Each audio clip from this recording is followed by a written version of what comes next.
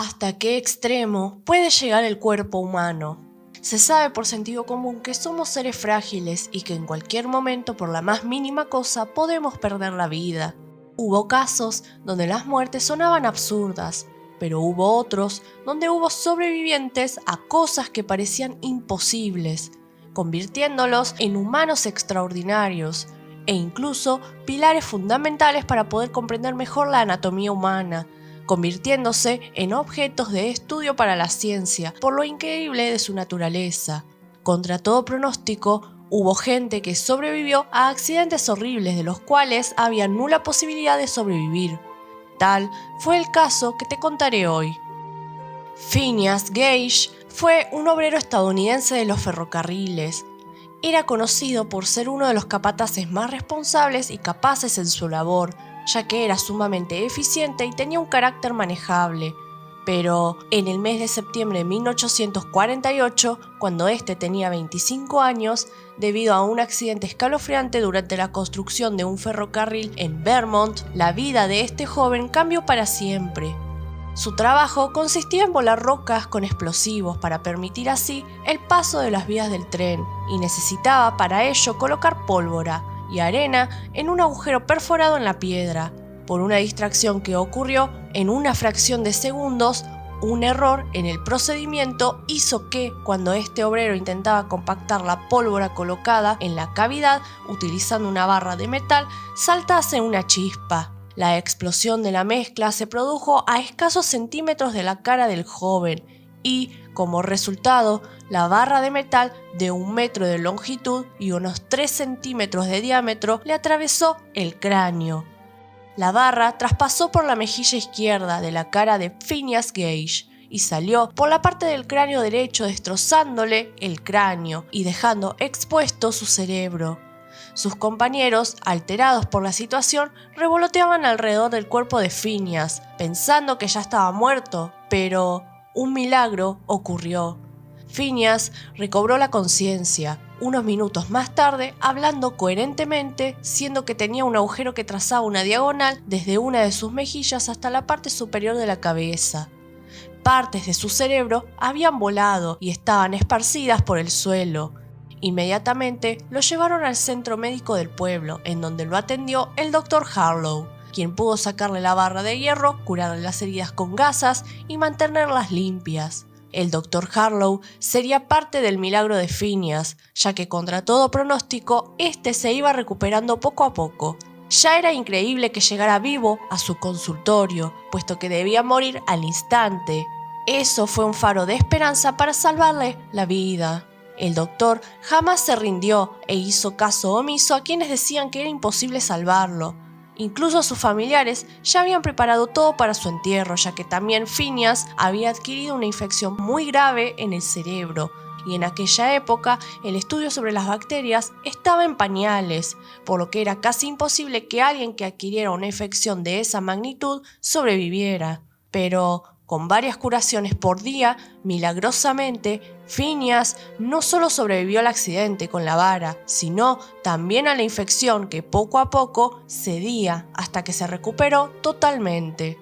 El Dr. Harlow quedó fuertemente impresionado por el hecho de que Gage estuviese consciente y fuese capaz de hablar en el momento en el que entró en su consulta.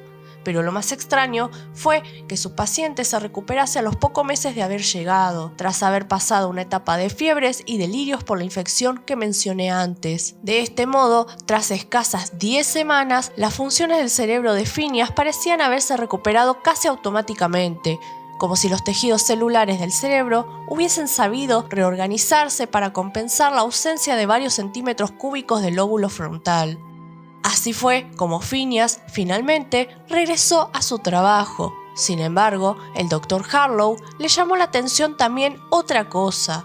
Aunque el capataz no parecía tener déficits intelectuales, su personalidad parecía haber cambiado drásticamente a raíz del accidente. Phineas Gage ya no era el mismo. Cuando Gage volvió a trabajar en la obra, el hombre amable y cordial que todos conocían había desaparecido para dar paso a una persona con mal carácter, fácil de irritar, agresivo, que no dudaba en insultar a todos. Era una persona impaciente e irreverente, que se dejaba llevar por deseos fruto de un capricho y que pensaba poco en los demás.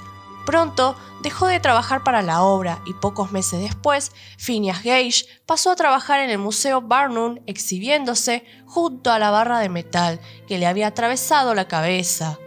En los años posteriores estuvo viviendo en Chile, donde trabajó como conductor de carruajes de caballos, hasta que regresó a los Estados Unidos, sintiéndose deteriorado y algo enfermo. Allí le ocurrieron los primeros ataques epilépticos, que no eran nada más que secuelas de aquel fatídico accidente, y esta sería su causa de muerte el 21 de mayo de 1860 en San Francisco, California.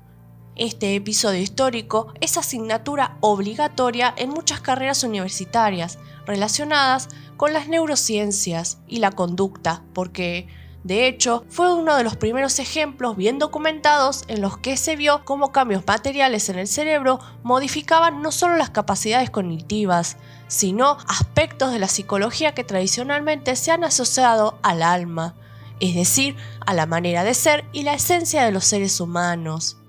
El caso de Phineas sirvió para reforzar la hipótesis de que diferentes áreas del cerebro se ocupan de diferentes aspectos de la conducta. Hoy en día se cree que el cambio de personalidad de Phineas pudo ser, en realidad, un ejemplo de síndrome prefrontal, originado por la alteración del funcionamiento de los lóbulos frontales.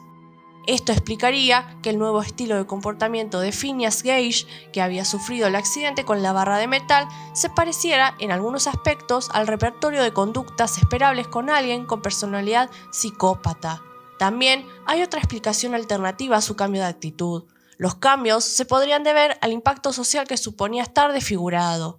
Esta teoría se cree que la culpable de su cambio fue la sociedad, más que su propia naturaleza, ya que ante los ojos de los demás, Phineas era alguien extraño y deforme, más aquellos que no lo conocían. Ser visto como alguien extraño no debe ser nada agradable para nadie, incluso para este increíble hombre.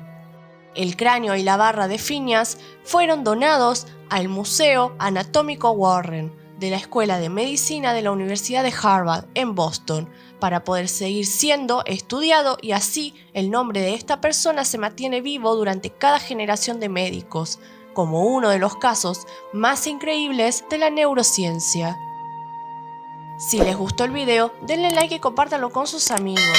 Eso me ayudaría mucho a crecer. No olvides seguirme en Facebook y nos vemos en el próximo video.